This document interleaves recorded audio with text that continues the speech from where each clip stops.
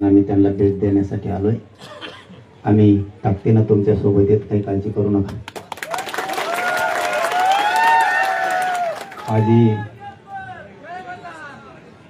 माझी सगळ्यांना नम्रपणे विनंती आहे. एकतर समाजातल्या लोकांना कधी विनंती करायची नसते. विनंती हा शब्द सरकारसाठी असायला लागतो की अमुक अमुक मागणीची आम्ही तुम्हाला विनंती करतो. तुम्ही काय म्हणताय, तुमचं म्हणण्याचं अर्थ काय, हेतू काय, मला याच्यात नाही पडायचं. तुम्हाला खरंच जर आमच्या भावना समजून घ्यायच्या असल्या, आम्ही आज जे काय या व्यासपीठावर बोलतो ते इमानदारीनं बोलतोय. माझी या राज्यातल्या सगळ्या धनगर बांधवांना विनंती आहे. पुन्हा तोच विषय सांगतोय की आपल्या समाजाला, आपल्या जातीला, आपल्या धर्माला आपण कधी विनंती करायची नसते. तरी पण माझी विनंती आहे, खरंच जर तुम्हाला वाटत असलं गोरगरीब धनगर बांधवांना न्याय मिळाला पाहिजे, एकाही धनगरानं घरी नाही थांबलं पाहिजे, त्याशिवाय न्याय मिळणं शक्य नाही. तुमच्याकडे पण सगळ्या गोष्टी आहेत. तुम्हाला नसेल कोणी बोलत, पण मी बोलतो. काही कमी नाही आपल्याकडं येण्यासाठी. बाकीच्या गोष्टीत खूप काही आहे आपल्याकडं, परंतु स्वतःच्या जातीचे लेकरबाळ जर मोठे करायचे असले, आपल्याला कामा बाजूला झोकून देऊन काम करावं लागतं. ते मी या व्यासपीठावरून खरंच इमानदारीनं सांगतो. आम्हाला वारंवार बोर्डे साहेबांचे फोन येत होते आणि विष्णूभैयाचे फोन सुरू होते. त्याची लय मला तळतळ वाटायची. सारखं सारखं त्या कोराडे भैयाचे फोन असायचे, तुम्ही उभा राहायला पाहिजे. त्याला म्हणलं मी राहतो उभा, पण मी यायचं म्हणलं पुन्हा टुंग टुंग सुरू होती. मलाही दम निघत नव्हता. आपण गेलं पाहिजे, आपण संघर्ष करू लागलं पाहिजे. पण आता काही काहीचं पुन्हा सुरू झालं, तू जाऊ नको, त्याला बोलू नको, याला बोलव, त्याला बोलव. मी तर म्हणतो एक पिढ्याना पार आपण मरूस तर हे मिटतच नाही काही. हे म्हणते त्याच्यात जाऊ नको, ते म्हणते याच्यात येऊ नको. आणि मग जातो कुठं? ऊस तोडायला. मग जातो कुठं? तेवढीच जागा राहिली. एक धनगराने मराठीत यायचं नाही, मराठीने धनगरात जायचं नाही. मग दोघांच्या मध्ये एकच जागा आहे. दोघांच्या पोराने ऊस तोडायला जायचं आणि यांच्या पोराने नोकऱ्या करायच्या. आणि मी एक प्रामाणिक सांगतो, मला गर्व वाटतो ते सांगायला. खरंच माझा समाज याच्यातून बाहेर पडा, धनगरांनी बाहेर पडा. आमच्यात जे असे काड्या ठोकणाऱ्या अवलादी होत्या, इतके काड्या लावणार ना असा खेळ भांगविणार, पण आम्ही जुळून जुळून जुळून, मी तुम्हाला सांगायचं म्हणलं मी घोडे लोवून म्हणायचं, पुरे ठेकायला आणले. माझी तळमळ प्रामाणिकपणा नाही. मी पहिल्यापासून सांगतो, मी ज्या दिवशी चौंडीला गेलो त्या दिवशी तुमचं आंदोलन नव्हतं, मग आपण नव्हतो. चौंडीचा 3 वर्षापूर्वीचा विषय आठवतो मी. मंत्री महोदय आपले रामजी शिंदे सर स्वतः तिथं होते. त्या दिवसापासून मी त्याच दिवशी सांगितलं, आमचा तुमच्या आरक्षणाला पाठिंबा आहे, होऊन काय होत पण लढा. पण लढायला तुम्ही असे येतात जस काय तुमच्याकडे रिक्षाला पैसे नाहीत. 2 उठत येत, इथं एक तिसरा चालला घरी, तो घरी पोहोचला का नाही, चौथा इथं येतो. असं होणार नाही. तुम्ही रिक्षा, टेम्पो, जिपा काय काय आहे ना, काढा तुम्ही मुंबईकडे आरक्षण. मी तुमच्या समोर साक्षी आहे, आरक्षणच मिळत आहे. आरक्षण कुठे जात नाही.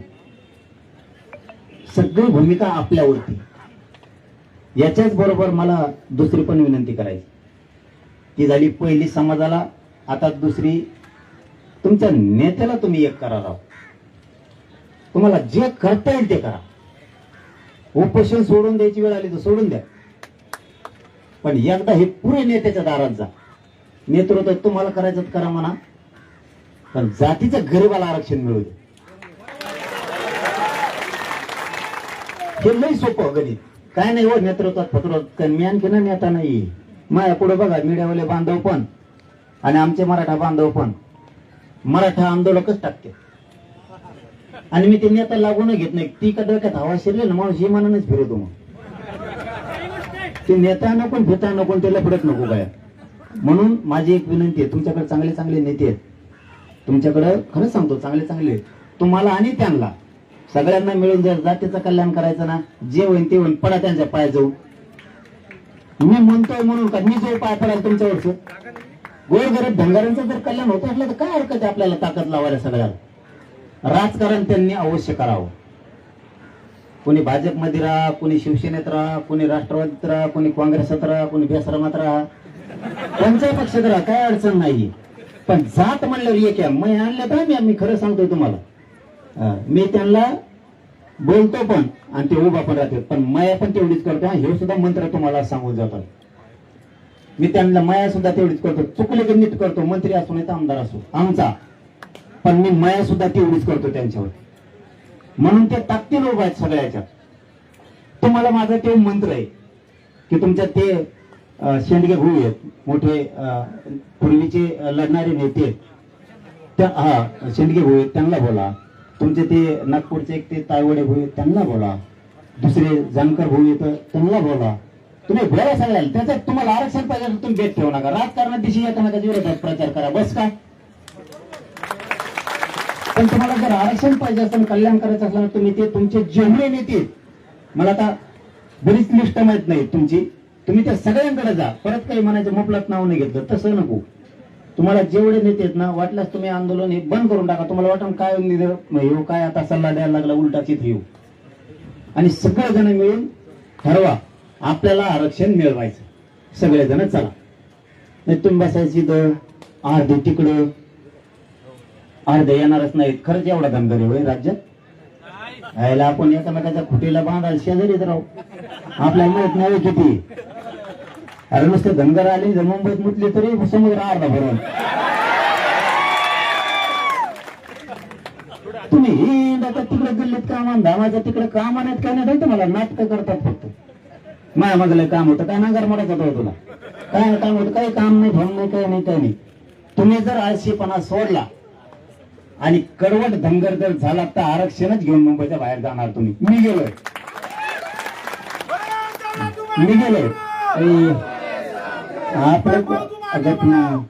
आपलं कुठे तरी टिकीट येतं त्यांचं टेकून देणार, मग आपलं टिकून नंतर आजचे दिवस त्यांचंच या शिखंड मोग.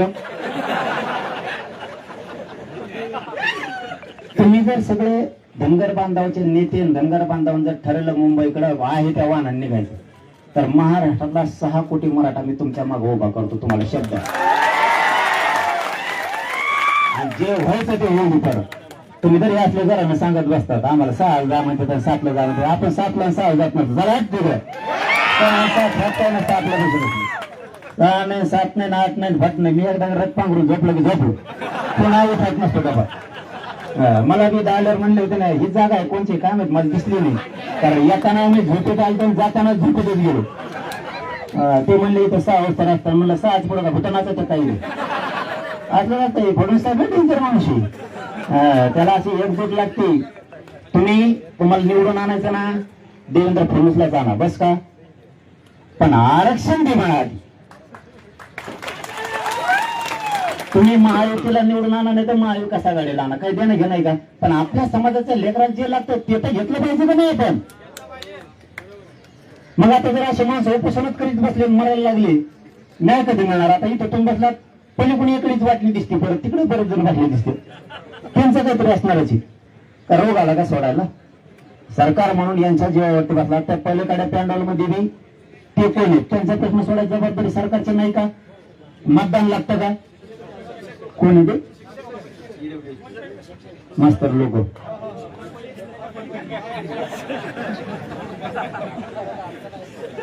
अरे यार मग तुमची बैठक लावली होती त्याशी मग उपोषण लागतं नसतं झोपले. हो होईल होईल त्यांचं बी होईल. माझं हे बघा, आम्ही बळ द्यायला कधी कमी पडणार नाही, 2 टप्प्यात कधी वागणार नाही. प्रत्येकाची फक्त एकच भूमिका असली पाहिजे, गोरगरिबाच्या लेकरांनी काय नाही केलं. तुम्हाला माहित नाही, आणि माहित जर असतं तर तुम्ही ताकदीने आला असतात. म्हणून मला ही सांगायची वेळ आली. ज्यावेळेस धनगराची माऊली मेंढ्या मागे जाते ना, उन्हात तळते, अक्षरशः उन्हात, तुम्हाला लाजच नाही येत जातीचे किती हाल व्हायला लागले. तुम्ही मला ट्रोल केलं तरी चालत, आणि ट्रोल करण्याला मी मुझी केलं नाही. ते रोजच माझ्या पाठीलाच फुल झाले, त्यामुळे मी येत नाही. होडी काय व्हायचं तुम्हाला खरं सांगतो. तुम्हाला जर तुमच्या आईची, माऊलीची, त्या धनगर बांधवाची जर थोडी बी कळकळ असेल ना, ती माऊली इतकी उन्हात मेंढ्या तळती, तिच्या जर वेदनेची जाण तुम्हाला असली ना, तर धनगर घरी नाही जाणार, अख्ख्या मुंबईत निघते. त्यांचं कल्याणच होणार नाही, असं होत नाही. पालात कवा साप शिरण माहित नाही. त्या मेंढ्या सांभाळताना कधी एखादा इच्छू चावून माहित नाही, कधी लांडगा येऊन हल्ला करून माहित नाही. इतका गरीब धनगर आहे. आम्ही गरीब मराठी, गरीब धनगराला बघतो. तुम्हाला जर खरं कळकळ असली ना, तर एकाने सुद्धा कोणाचंच ऐकू नये असं माझं म्हणणं.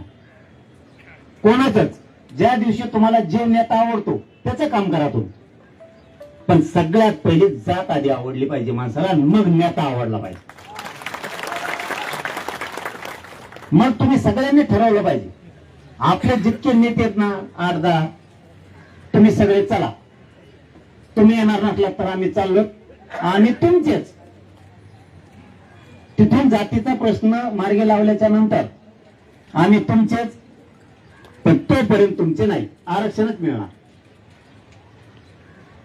तुमच्या पदरात कधीच अपयश पडणार नाही, कधीच नाही पडणार. पण आता ते तुम्हाला ठरवावं लागेल. 1-2 घटना तुमच्याकडून चुकल्या असल्या तुम्ही मान्य करा मोठेपणा. जाती पुढे काय अर्थ ते मान्य करायला यार? मी म्हणतो म्हणून करा, नाही परत म्हणत तुमच्या माहिती संबंध आहे काय? नसलेलं पुढे पुढे गायब होतो. मी माझ्यासारखं कधी बघितलं नाही राहू. या कोरडे घोमुळे पळलो मी, खरंच नाही बघितलं. कधी फोन नाही, काय नाही. फक्त त्या दिवशी मला वाईट वाटलं की ते उपोषणला जालन्याला बसली, आणि ती विधायक परिस्थिती झाली होती.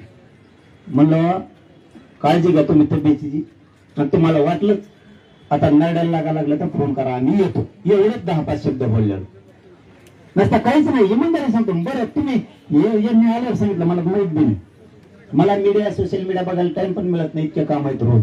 पण यांनी आल्यावर सांगितलं की ते मला लोक म्हणतात की तुम्हीच बसलं, म्हणजे मी यांना बरं म्हणलं मा फस पायला मग उपोषण करून यांना जायला बसू. काही रान म्हणतो दोघंच आपलं, मी कशाला बसा म्हणून बरं यांना. हा असा अविश्वास ठेवला नाही पाहिजे कधी. तुमचं लेकरू बसलंय, समाजासाठी बसलंय. तुम्हाला ज्या दिवशी वाटेल की हे व्यवस्थित नाही करत, त्या दिवशी नका ना. पण ज्या दिवशी ते कष्टानं करते त्या दिवशी तरी समाजाला पाजर फुटला पाहिजे. आपलं लेकरू म्हटलं चला मुंबईकडे. शंका कुशंका नको, कुणी त्या ठेवू नका. मी खरंच नाहीये, आणि तुमच्याकडून काही चुका झाल्या असल्या तुम्ही मान्य करा समाजापुढं. मी करतो. मी चुकलेल्या समाजाला सांगतो. सगळं महाराष्ट्रात तुम्ही सुद्धा धनगर बांधव ऐकता. मी सगळं मान्य करतो. असं झालंय, तुमच्याकडून काही झालं असेल सोडून द्या. आता आमचं ते आता मला यांनीच सांगितलं, आम्ही कुणी तुम्ही म्हणले, आम्ही व्यासपीठावर ठरवलं असं विषय तसा आहे. तुमच्यासारखं समजा एकच बसायचा, पण आमचं मेनू ठरलं. आमचेच लोक म्हणले व्यासपीठावर नको दुसरं कोणी, तुम्ही एकटे. त्यामुळे ते समाजाला मान्य असेल तर ठरू द्या, नसेल तर नको. मी एक उदाहरण म्हणून सांगतो. बीडला मोर्चा होता, आणि बीडच्या मोर्चा दिवशी श्रीमंत छत्रपती संभाजीराजे साहेब तिथं आले, आणि तिथलं अध्यक्षस्थान माझ्याकडे होतं. अध्यक्षस्थान माझ्याकडे होतं. भाषणाची वेळ आली, सगळ्यांनी सांगितलं जरांगे पाटीलला शेवटी बोलणार आहे. मी सांगितलं अजिबात जमणार नाही. माझा राजा इथं बसलेला असताना मी नाही बोलू शकत. तसं तुमच्या राजा महाराजांना तुम्ही जवळ घ्या, तुमचे ज्येष्ठ कोणी असतील त्यांना घ्या. एकदा कोल्हापूरला पण सभा होती, त्यावेळेस सुद्धा सगळे व्यासपीठाच्या खाली बसलेले होते. मी स्वतः श्रीमंत शिवराजे महाराज साहेबांना आणि श्रीमंत संभाजीराजे साहेबांना म्हणलं व्यासपीठावर घ्या, नाही तर मी व्यासपीठाच्या खाली जातो. आपल्या लोकांना आपण जे सन्मान द्या ना, जातीला मिळून जाईल ना. तुमचे जे जे रुटलेत ना नेते त्यांना सन्मान द्या. तुम्ही हवामाना पुढे, मी फक्त उपोषणाला बसून राहतो, आरक्षण घ्या. किती सोपं आहे. बेमान, काय फरक नाही पडत. त्यांना बोला, मी बोलणार आहे, मी पण बोलणार आहे. खरं सांगतो, मी आता गाडीत बसलो ना, तुमच्या सगळ्या धनगराच्या नेत्याला बोलणार आहे मी. तू पण असा भोंगा लावतो त्यांच्या मागं. नाही तर काय घरी झोपलेत कसा लेकराला नाही मला माजपासून त्यांच्या मागे टप्पू सुरू झाला. आतापर्यंत मी तुमच्या कुठल्याच नेत्याला एक फोन करून सुद्धा बोललेलो नाही कधीच. माझे कोणाशीही ओळख नाही. पण मी आता या धनगर समाजाच्या आरक्षणासाठी आणि तुमच्या उपोषणासाठी कधी काळी 20 वर्षानं 50 वर्षांनी जरी एखादा धनगर बांधवाचा नेता म्हणलं मला फोन नव्हता आला तर आपला कानच धरायचा. पुण्याला फोन लावणार का तू मुंबईला काय म्हणून. आता याच्यापेक्षा काय करू तुमच्यासाठी. आता तुम्ही एक येत नाही तो मला तुम्हाला ताकद देता येणार असं म्हणजे थांब ना म्हणा मला दंड गाणं काय त्याला का कीर्तन सुरू केलं काय धनगर म्हणा थोडं थांब. रोजचं पण थांब ना मी आलो ना मग आज रोजच्या मग चल ना का कीर्तन दुपार बघतो आमचं झालं चलन तू वाटल्यास मी येतो तुझ्याकडे भाषण करायला जाऊन तिकडे होऊन तू काय होतं. सगळे फडणवीस साहेबांच्या मागे लागले तुमचं मिळेल प्रश्न इथे कसं नाही चालत. सगळे ऍक्टिव्हिटी करायला लागते गावापासून. मी मुंबईला आलो तर तिकडे सगळं बंद होतं. मी तिकडे आलो तर इकडचं बंद होतंय. त्याला ना तुम्हाला आतून वेदनाच का व्हायनात मला कळणार. तुम्हाला कोणत्या भाषेत बोलावं मला हेच कळत नाही. बरं तुम्हाला आरक्षण मिळालं मला काय फायदा आहे. तुम्हाला वेदनाच का होत नाही. हे बघा तुम्ही प्रतिष्ठा मान सन्मान सोडून द्या सगळे नेते. मी याच व्यासपीठावरून धनगरांच्या सगळ्या नेत्यांना पुन्हा एकदा विनंती करतो थोडासा मान सन्मान बाजूला ठेवा. मिळू द्या एकदा धनगराला गोरगरिबाला आरक्षण ते तुम्ही फसवले. सगळ्यांनी राज्यात शांततेत आंदोलन करा. फक्त गोंधळ करू नका. गोंधळ केलं तर आंदोलन मोडलं. गोंधळ केलं तर आंदोलन मोडलं. कारण हे शांततेचं युद्ध लय डेंजर आहे बरं. हे कोणाला मोडता येत नाही काहीच नाही. आमचा एक साहेब यायचा माझ्याकडे तिथं ते म्हणत सरकार लय मोकार असतं असं ऐकत नाही त्याला जरा दाखायला लागतं. म्हणलं टाक मोडून आमचं आरक्षण. तूच सांगायली आणि गुताला तूच पुन्हा गुताला ओढायला तीच येणार ना पोलीस पुन्हा. त्यामुळे फक्त तुम्ही वाईट पाऊल उचलू नका. आणि एकदा धनगर ठरवा उद्या महाराष्ट्र बंद शांततेत होऊन जाईल उद्या सकाळी. पण एकदा तुम्ही मनावर घ्या सगळेजण. आम्ही कुठेही कमी पडणार नाहीत. कुठे जाळपोळ करायची गरज नाही. दगडफेक करायची नाही आणि ते तर करूच नका. आम्ही शांततेत आलो शांततेत गेलो. आता ते सांगण्यात गुन्हा आहे का. परत तुम्ही म्हणायचं तसंच करतो काय हो. आता तेच म्हणत होते ते म्हणले तर तुम्ही तसं केलं. मग आता आम्ही म्हणायला गेलं ते म्हणते तसंच केलं. आता सांगा तरी लागेल आम्ही काय केले काय डावपेच केले. पण मी डावपेचाला खरंच नाही स्तुती नाही करून घेत. पण लई कलाकार आहे देवेंद्र फडणवीस सुद्धा फाटत. कारण आपण डावपेच तसे टाकतो. त्यांनी माझ्यावर जे नाही ते डावपेच टाकलेले जे नाही ते तुमच्यावर एक बी डाव टाकला नाही त्यांनी आणखी एक पण. माझ्यावर 2-2 यासाठी बसवले फडणवीस साहेबांनी 2-2 तरी पठ्ठ्याने त्यांनाच जार काढायला लावला. म्हणजे गिअर टाकायला आपल्याकडे मोठ मोठले गिअर त्यांच्याकडे 4च आपल्याकडे 7 गिअरची गाडी. आपला दणकाला अवघड पण आपल्याकडे मोठेपणा पण आहे. दिलं का दिलं म्हणतो त्यांनी आमचा जार काढला. आम्ही 100% म्हणतो त्यांनीच काढला. पण आणखी लागू नाही गेला तसा ठेवला. कारण मग लगेच लागू करून त्याला फडणवीस कसं काय म्हणते. सगळ्याचं ढोपळे मोडे पाहिजे पार मग देणार असं फडणवीस साहेबाचा खेळ. पण दिलंय म्हणून आम्ही त्यांची स्तुती पण केली की तुम्ही दिलंय त्यात काही हरकत नाही. परंतु तसंच एकदा धनगराचा देऊन टाकून हा मोकळून काय सगळं तुमचा काय आवाज येतो त्यावर कानून धरता त्यांना. मी प्रत्येक आंदोलनात आठवण करून देतो. 2014 का कवा तरी 12 मध्ये लागते बघा. ते 12 का 14 काय तर होतं तेव्हा आले. ते म्हणले होते पहिल्याच कॅबिनेट मध्ये करीन. धनगराच्या पडून ते सगळं मतमच करायला लागलं खपाखप. आणि ते एकदा मुख्यमंत्री झालं की बस दिलं कोण कोण करताना तिने कॅसिटी तिला एकदा आपटा लागतं एकदा निवडून आणला लागतं तेव्हा ठेपेले दिले. तुम्ही नुसतेच माया करता मग काय घरात होतं. मी कसं विधानसभेला 29 झप केली तेव्हा फडणवीस साहेब डोळे उघडले याच्या नादीने लागायचं. तसं एकदा धनगर ठरा आता सुपडा साफ करायचं तुम्हाला आरक्षणच आलं तुमचं. तुम्ही गेमच टाकत नाहीये. तुम्ही प्रत्येक वेळेस डाव टाका यशस्वीच होणार.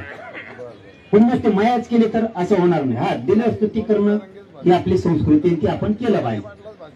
तसं त्यांना तेही तुम्हाला देतील तितक्या ताकदीनं तुम्ही आले पण पाहिजे. तेवढी ताकद तुम्ही लावली पण पाहिजे. गावागावात शांततेनं आंदोलन केलं पाहिजे. अरे नुसत्या भाकरी आणा म्हणलो तुम्ही नुसत्या भाकरी परत तुम्ही म्हणता तुपला सांगाय आम्ही तसं करायला लागले ते म्हणजे नक्कल करतो. नुसतं भाकरी आणायला तरी हो, मुंबईत भाकरी बसत नव्हत्या, भाकरी इतक्या भाकरीवर. मी का स्तुती करतोय? आम्ही राजकारणाच्या तेवढ्या दिवसापुरतेच नेत्याच्या जागेवर ठेवले आणि गरीब मराठ्यांनी ठरवलं आता आपण झुंजायचं, कुणी येऊ दे पुढं. तुम्ही फक्त तेवढा नाप सोडा. मी म्हणतो तुम्ही भाजपकडे राहा, काँग्रेसकडे राहा, काय हरकत नाही, पण जातीच्या ठिकाणी कामं सोडा. काही कामं नाहीत आता गावाकडे, आपल्याकडे पाऊस नाही, तेवढ्या गप्पा आणायच्यात घेण्या देण्याच्या. आता हे म्हणलं ते शिम्या तेवढंच ऐकलं, कोणतरी म्हणलं हे जरा सिद्ध राहिले तर बोलायला लागलेत. म्हणलं काय हो म्हणजे ते म्हणले आता लई कामं असल्यामुळे धनगर बांधव आलं नाही का, नांगरा आणता बोल तिकडे काय काम आहे, इकडे काय काम आहे, लई गारपीट झाली. गारपीटीला काय पी करत नाही राहिले लोकांनी. गारपीट पडायच्या अगोदर ते भोंगा सांगतो कोण कोणी ते सांगतो पोष यायचा आधी 2 दिवस कोण असतं ती, हा ते 2 दिवस आधीच सांगत पोष येणार. लोकांना लगेच मशीन फिरली गावाने, पूर्ण घरी येऊन पडलं. काय खराब झालं कोणचं? फक्त जे उभा आहे समजा आता द्राक्षासारखे कांद्यासारखे हेच फक्त पिकं पुढे गेले, गहू शक्यतो काढले लोकांनी सगळ्या. ते म्हणायचं फक्त नादी लावायचा खेळ आहे, मला खरं बोलायची सवय. आणि म्हणते असं बोलल्यामुळे तुम्हाला कुणाला लागायचं तिकडच्या एखाद्याला मी बोलला का म्हणायत काय नाहीत काय नाहीत काय नाहीत. ते फक्त आपण आपलं समाधान करतोय की काम असल्यामुळे समाज आला नसेल. दुसऱ्या दिवशी ते हे होतं पाडवा म्हणून आले नसते. आमचं तर काय दिवाळी का काय होतं, लक्ष्मी पूजन होतं. लक्ष्मी पूजन ते म्हणजे लक्ष्मीच इकडे घेऊन आले ते. गणपती तर टकुऱ्या झालं सगळ्याच्या. गणपती सगळं इकडं आलं म्हणजे गणपती इकडं, लक्ष्मी महालक्ष्मी इकडं. श्री गणेशाची पूजा आम्ही इथंच केली आणि महालक्ष्मी देवीची सुद्धा पूजा इथंच केली. हे बघा आपल्याला देव हिंदू धर्माचे संस्कार सगळे सणावर आपल्याला करणं आहे, ती आपली जबाबदारी आहे. पण कुठेही राहून करू शकतो, आपल्या घरीच करावं असं काय नाही. तसं तुम्ही ठरवून एकदा धनगर मुंबईला सगळ्या धनगरांना जायचं, तुम्ही फक्त आम्हाला एकदा सांगा, आम्ही पुढे धनगर मुंबईत येणार आहे, आम्ही तुमच्या आधी येतो. पण आता तुम्ही तिकडे राहणार, बाकी तिकडेच काय करायचं मग काम? तुम्ही एकदा नेत्याच्या पुढे पुढे करा, इथून माफ काही चुका झाल्या असल्या तर त्यांना म्हणा एवढ्या वेळेस माफ करा. आणि समाजाला कधीच सांगायचं असतं माझ्याकडून चूक झाली, घ्या पात्रात, घेतो समाज पात्रात टाका म्हणून. जर तुम्ही कोणी व्यासपीठाचं खाली बसले असलेला त्याला म्हणतो पावरणं घासतो, पण धनगराचं काय नव्हतं.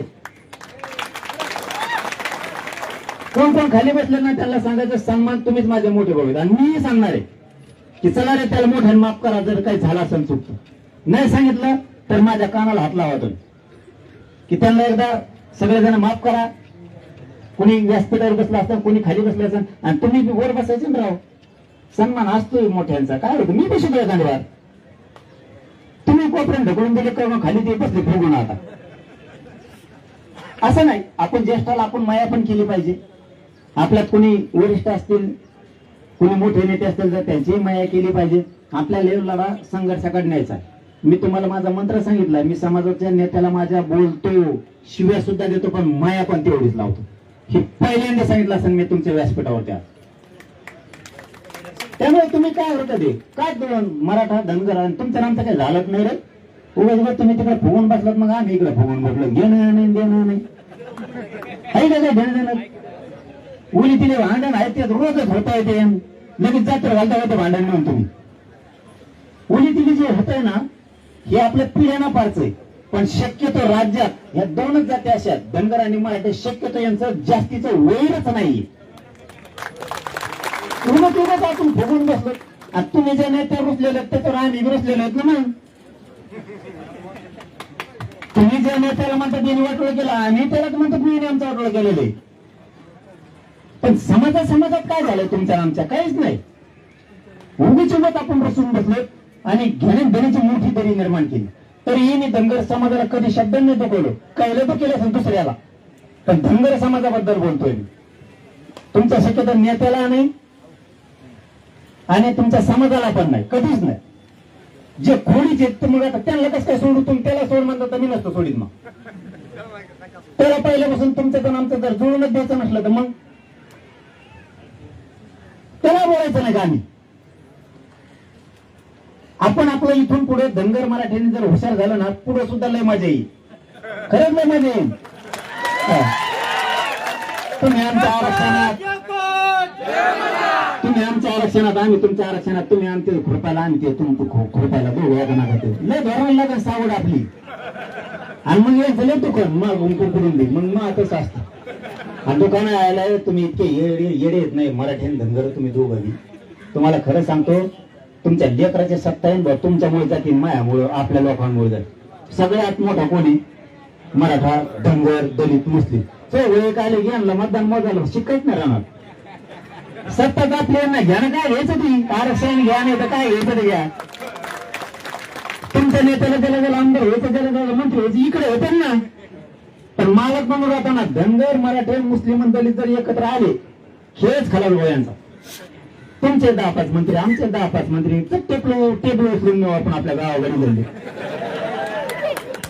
मला तुम्ही तसं काही करीतच नाही तुम्ही म्हणणार मराठी बेकार मग आम्ही म्हणणार धनगर बेकार झोपले आणि ज्यांचं पण दिलं तर मजाच मंत्री होतो दरबारीने धनगराचा मंत्री व्हायना मराठ्याचा व्हायना आमचं झाले ते काय आमचं का मला कामच आहे काय नवीन पट्टे जे आपल्याला जो धनगर पाहिजे जो मराठा पाहिजे सत्य जायला ते जायला पाहिजे मग हाय का नाही तुमच्या हातात आरक्षण मागायचं धनगराला गरज आहे का जर धनगरांनी ठरवलं मराठा धनगर दलित मुस्लिम युती शिटच पडणार नाही आपलं कोण लीड तोडून आपली लीड कोण तोडी 1.25 लाख एक मतदारसंघात नुसतं मराठा आहे त्याचं 60-70 हजार जर धनगरात जेवण लावलं 2 लाखावर गेला आणि दलित मुस्लिम दोघं 50-60-70 घरा 2.5-3 लाखावर तर आपणच गेलं मतदान करून राहिलं मग खाली पण जेवणाला मतदानच नाही राहिलं आपल्या हातानं आपण आपलं सुख दुसऱ्याला देतोय तुम्हाला समजतंय ना आपलं सुख आपण दुसऱ्याला देतोय आपल्या हातानं राज्यकर्ते ते बनते आणि आपण कुत्र्यासारखे त्याच्या दारात उभा राहतो गरजच नाही या गोष्टीची धनगराला आरक्षण लागत आहे मालकच आपला झाला समजा तुमचे 4-5 नावं घेतलेत नाही तेच उपमुख्यमंत्री झाले काय अडचण जायला कसं आहे करते दुसरं उपमुख्यमंत्री सापडा आपल्याला पुढे बघायला जाय आता एक आंबे लावायला जातोय तो दुसरा खुरपायला गेला तिसऱ्या तर काय बाहेर सहायनालाच जातो मुख्यमंत्री काय करतात त्यांचं त्यांना माहित आणि विकास तर आमचा काय होत नाही हे जर लोकांनी गणित जुळलं ना आपल्याच लोक मोठे होतील परत मग त्यांच्या आईला निवडणूकला घालायला काही सांगितलं नाही यायचं ते नाही नका येऊ मी तर पाडीणारच मी पाडायपुरती तर ताकद नाही आहे उभा राहिला की उभा काढला मी तर उभा काढणार माझं मी हे बघा मी बोलतो ते पण करतो आणि मी ते नुसतं भाषणापुरतं नाही ठेवतो माझ्या समाजाच्या लेकरा बाळाचे हाल होत होते माझ्या समाजाच्या अधिकाऱ्यांचे हाल होत होते व्यावसायिकांचे हाल होत होते मला त्या बघवलं नाही मी तितक्या ताकदीने होतो तुम्हाला जर आता गोरगरीब धनगराचं दुःख बघवत नसेल वेदना बघत नसतील तर तुम्ही एक यावं ही आमची हात जोडून तुम्हाला विनंती मी कधीही कोणाला हात जोडत नाही याच्यापेक्षा तर काय तर सांगू शकत नाही तुमच्या नेत्याला पुढे घाला काय तुम्हाला तरी अडचण आहे त्यांना मान द्यायला द्या बीज पेरायचं काम आपलं असतं रान सुपीक करून ठेवायची जबाबदारी आपली असते आपण ते करावं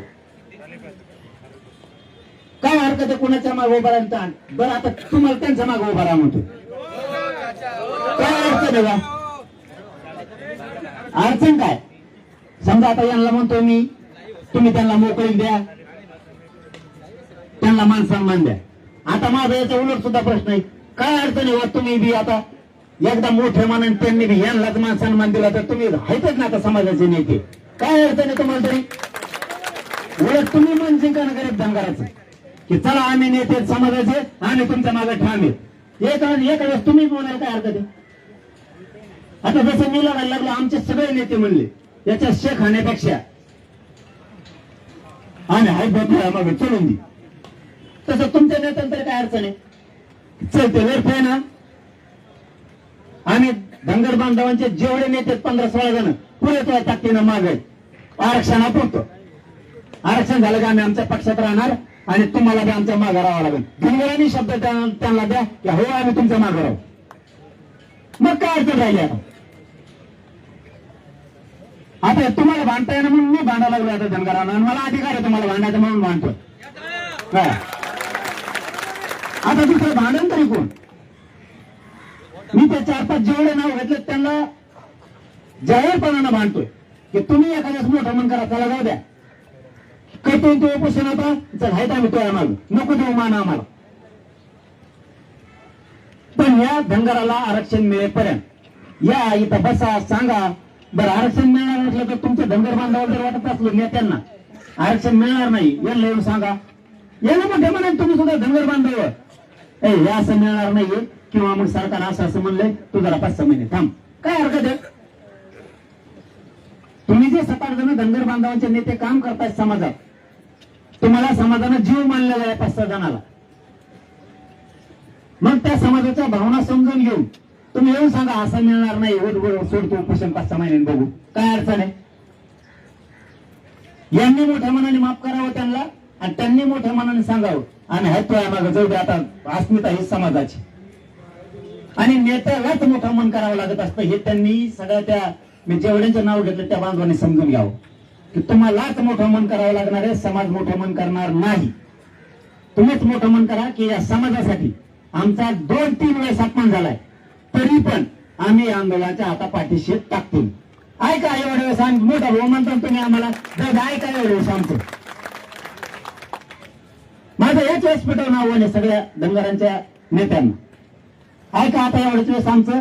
आणि तुमच्या मनातले राग आमच्यासाठी सोडा, तुमच्या मनातली नाराजी आमच्यासाठी सोडा, आणि तुम्ही सगळेजण या आरक्षणासाठी या आंदोलनासाठी धावून या आणि एक जीवन सगळे करा आणि समाजाला न्याय मिळवून द्या. मी जाताना एवढंच सांगतो, काळजी घ्या. उपोषणात पाणी जर पहिल्या दिवसापासून पेले असले तर कंटिन्यू प्या. मी गुपचिप बी सांगितलं ना, आता पण सांगतो, मध्ये सोडलं की कार्यक्रम होतो बरं का. मला आणखी संडास लागलेली, एक तर पहिल्या दिवसापासून प्यायचं नाही पाणी.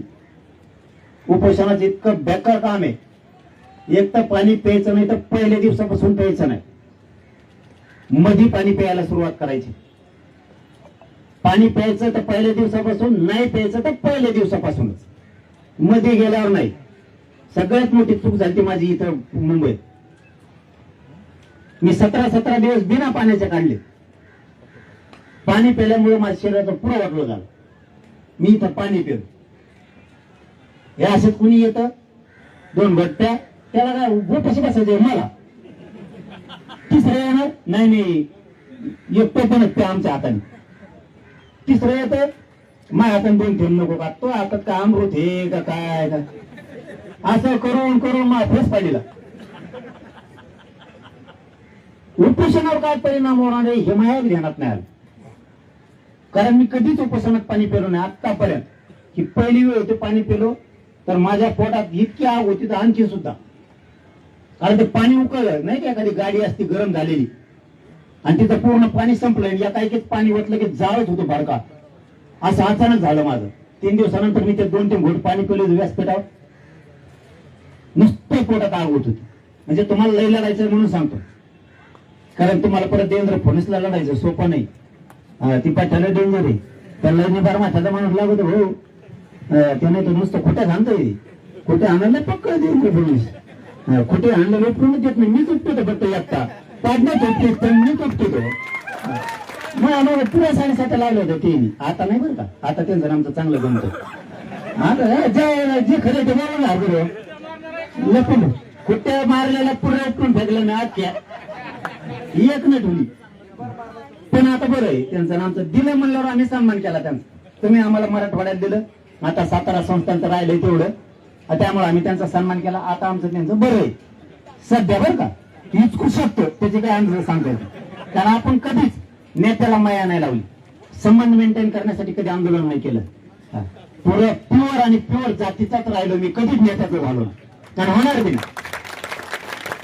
त्यामुळं माझी हात जोडून विनंती आहे पुन्हा एकदा तुम्हाला, तुम्ही सगळ्यांना आव्हान करा, नसता तुम्ही माझ्या म्हणण्यावर नाही, तुम्ही नसता बिनधास्त उपोषण सोडून द्या, कणाकणा त्यांच्या घरी जा सगळ्यांच्या, पण सगळ्या सांगा पुढे नेत्याने उतरायचं. मी तुमच्याकडून नाक घासतो, जातीसाठी नाक घासायला काही हरकत नाही.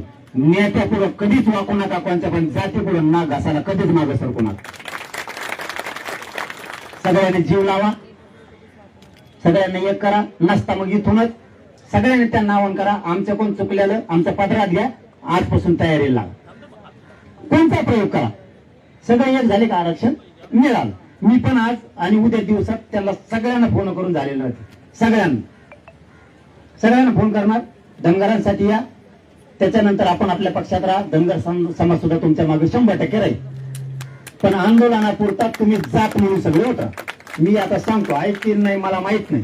मी एक तर कधीही कोणाला सांगत नाही. पहिल्यांदा मी या समाजासाठी सांगायला लागलो, कारण मला पण प्रतिष्ठा आहे. माझा शब्द नाही ऐकला माझा सुद्धा प्रतिष्ठा आहे. मी बळच कोणाला तरी म्हणायचं हे कर आणि त्यांनी ते करायचं नाही म्हणजे आमचा सुद्धा अपमान असतो. तरी म्हणजे मी क्लिअरच बोललो तुम्हाला, कारण मीडिया लाईव्ह हे सगळं. तरी पण मी बोलायला लागलो. हे शब्द मी खाजगीत बोलायला पाहिजे होते, कारण मी एखाद्याला फोन लावायचा तरी माझं ऐकायचं नाही म्हणजे आमचा सुद्धा अपमान असतो. तुम्ही मला ये म्हणले उपोषणाला भेट द्यायला, मी न येणं म्हणजे तुमचा अपमान असतो. त्या कुरडे बायाचा सुद्धा अपमान होता. मी न येणं म्हणजे फोन आला म्हणलं मी येतो. तसं आता आम्ही पण फोन लावणार आहेत. अपमान झाला, तुमच्या नेत्याने आमचा अपमान केला तरी पण लावणार आहे. तुमच्यासाठी मी अपमान सहन करायला तयार नसताना मी कधीही सहन करत नाही. मी पण लावणार आहे की गोरगरीब धनगरांसाठी उतरा मैदानात. म्हणणार म्हणजे म्हणणार. आणि आपला शब्द तुम्हालाही चांगला माहिती आहे. आता तुम्ही माझं 2 वर्षापासून आंदोलन बघितलं. मी सगळ्यांना म्हणणार आहे की उतरा म्हणून, आणि त्यांनी सुद्धा उतरावं. त्यांनी मान सन्मान द्यावा, तुम्हीही त्यांना द्यावा. आणि एकदाची ही तरी आता तुम्ही कायमची मिटवून टाका. पुन्हा एकदा सांगतो, तुम्ही काळजी घ्या. आणि धनगर बांधवांना इथं असलेल्या सगळ्यांना विनंती, जरा गावाकडे यायला सुरू करा. टेम्पो फेम्पो काढा ना, रिक्षे फिक्षे जिपाट काही काढा. तुम्हाला सांगतो आमच्या कोंकड्यावर लटकून येत होते. आमचं सांगितलं पुरा म्हणते ते याचं काम सांगत यांना म्हणते आपला आमचा कसा रपका कुंकड झोकेन कुंकड गाड्या पळा बघून. तुम्ही ना खरंच माझा एवढाच सल्ला आहे का, फक्त धनगर बांधवायला मिळेल तेव्हा अंधारात मुंबईच्या माघारी जायचं नाव घेऊन. तुम्ही 2 दिवस येतात की लगेच माघारी जावं. कोणत्या गाड्या नाही अडी ते. अरे त्यांचे तुम्हाला आतलं सांगू, आतलं पोलिसाला माहिती त्यांचे लेकर आपले मोठे होणारे. फक्त त्यांना आपल्या आंदोलनात येता येत नाही. त्यांचे लेकरांनाच मोठे होणार आहे. बढती नाही मिळणार का त्यांना? त्यांना केंद्रीय कॉलेज नाही मिळणार का त्यांच्या लेकराला? काय लाडी त्यांचे दाखल करीत असते. तेवढे बोलतोय जाऊ नको आपण म्हणत तेवढे मग जाता तिकडे आली गाडी आपली. ते तसं असतं त्याला पुढं. तुम्ही इतकं लोड नका घेतो. गाड्या येत असतात सगळ्या. तुम्ही गाड्यात आणल्या ना आधीच मग गाडी कोण होत गाड्यात मिळाल्या तरच म्हणतो गाड्या आडील्या. गाड्या आणल्यावर बघू कोण आडीत काय करतोय. आताच बोलून बसायचं ती सगळं होईल. पुन्हा एकदा सगळे इथं बसून चांगला विचार करा. पण आंदोलन मात्र शांततेत. नसतं आंदोलन मोडलं म्हणून समजायचं. तुम्ही जर धिंगाणा जाळपोळ केली का आंदोलन मोडलं. मला एकदा यायचे नेत्याला बोलून देऊ दे दिवसभर. मग मी कुठे ठेवतो माझ्याकडे मोठमोठ्याला बांबू असतो. पण धनगर बांधवायच्या नेत्याने जर रिस्पॉन्स दिला धनगर खाली असं बाबा खेळली आपल्याकडे झटका झालं नाहीये. फक्त धनगर पण मराठ्यात दरी पाडली होती दुसऱ्यांनी. नाही तर आपल्यासारखी निभार आहे ती धनगराला निभार आहे. तुमची ताकद काय ना धनगर होतो. मला तुमची लय ताकद निभार आहे. तुम्ही लय निभार आहे. या राज्याच्या पाठीवर लय मोठे ताकदवर आहे तुम्ही. फक्त तुमची ताकद तुम्हाला कळा नाही, त्यामुळे तुम्हाला न्याय मिळाला. मी आता सगळ्या नेत्यांना बोलतो, त्यांची सगळेजण काळजी घ्या आणि सोबत आहेत तुमच्या. फक्त शांततेत आंदोलन चालू द्या. मीही सरकारला गाडीत बसल्याच्या नंतर आता बोलतो, ज्यांना बोलता येईल त्यांना. पण आधी तुमच्या नेत्यांना बोलतो, कारण ते जर पॉझिटिव्ह झाले तर तुमचं कल्याण झालं. नाही झालं तुम्ही सांगून देईन तुम्हाला. मी मग मराठ्याला सांगत असतो कोणत्या नेता कानात बोलला. मी धनगरांनी विश्वास ठेवण्यात नाही ठेवा. मी तुम्हाला सांगून देणार. येणे फोन उचलला येणे हो बोललाच नाही. हो मुद्दा मजमत होता मी बिजी आहे. मग पोट दुखत आहे. कोणी म्हणतं मी कुठं बोलतो. मी तुम्हाला धनगरांना राज्यातल्या सगळं सांगून देणार कोणता नेता काय मला. आणि जेवढे पॉझिटिव्ह झाले त्यांचं नाव सांगणार हे नेता पॉझिटिव्ह आहे. पण असं त्यांची नाराजी, समाजांनी त्यांची नाराजी दूर करा हे सुद्धा खरं सांगून दे. कधीही खोटं बोलणार नाही. एखादा तुमच्या 15 नेत्याला फोन लावला 15 पैकी 3 जर म्हणले आमचे असे नाराजी नाही तर आम्ही 2 मिनिटात तिथे जाऊ. ती नाराजी काढायची सुद्धा धनगर समाजाची जबाबदारी राहणार आहे त्या नेत्याची. पण त्याने सुद्धा मोठ्या मनाने तेही सांगत असते आमची नाराजी म्हणून. मी सगळ्या फोन लावतो, ज्याला आयुष्यात बोलणं त्यालाच लावतो तुमच्यासाठी. बस का. चला धन्यवाद.